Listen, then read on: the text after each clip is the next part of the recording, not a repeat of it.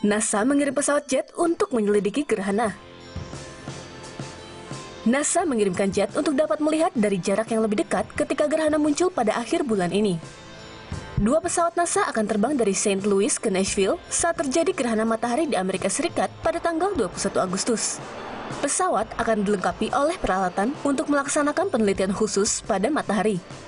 Menurut NASA, mereka akan menggunakan kamera kecepatan tinggi dalam upaya untuk memotret nanoflares dan dampaknya terhadap korona matahari. Space Agency mengatakan mereka juga akan membuat peta termal dari planet Merkurius. NASA mengatakan misi ini dapat menghasilkan beberapa gambar atmosfer luar matahari yang paling jelas dari yang pernah ada.